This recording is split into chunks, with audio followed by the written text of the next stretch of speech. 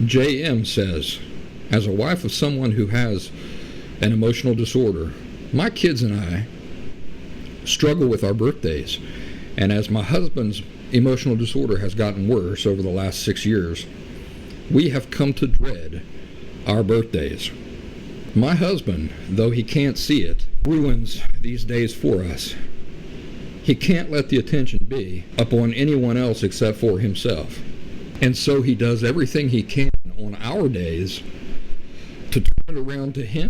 If the presents he gives are not acknowledged with a lot of enthusiasm, he becomes depressed and then talks about it over and over. As people come to visit the one having the birthday, he takes over talking about himself and things going on in his own life. Mother's Day is this way for me as well.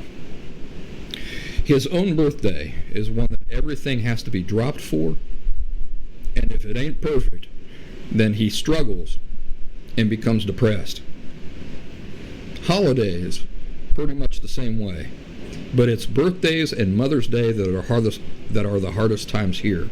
He refuses to see that anything is wrong and therefore is not open to getting help. It's very rough. I've only mentioned just a tiny part of what I see. It all comes down to him feeling his worth is based on how everyone treats him and swoons over him. If he isn't constantly getting that attention, he gets upset, depressed, and instantly sees the other person as bad, if that makes sense. Sounds a lot like my dad. Another poster, SMH, says, how is he at Christmas and New Year's Eve, since these events are more group-focused rather than individual ones like Mother's Day? JM, the person who was just talking before this question was asked, says, it's the same. He's always trying to be the center of attention, but he's always trying to do whatever he can to receive praise and acceptance from his family through gifts, cooking, playing with his nieces and nephews, and trying to have them always tell him they love him and that he's their favorite, and etc. He has a very large extended family who is always together. His drive is to receive acceptance and praise from everyone and leaves me and the kids behind. My kids' friends have even asked why their dad treats other kids better than his own. But it's the need to feel he is worthy of love that drives him. There is so much more I could say, but I won't. He denies anything is wrong. It's too much for him to look back and see how abusive his parents were to him, so he denies it. Boy, can you identify with that? Either as being the person doing that and behaving that way, or as being the recipient of somebody like that? I can. She's describing my dad to a T. SH, in reply to that, says, I feel a deep sadness for children, dependents, who must endure this, though through no fault of their own. The damage done can never be excused. I agree with that.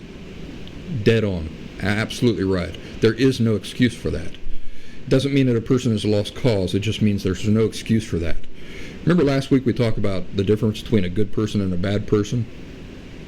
A good person, even if they've been doing this for 50 years, will at some point become willing to self-reflect, even though the things that they're looking at might be painful, addressing those things and fixing them. That's what a good person will do. On the other hand, a bad person just won't ever care.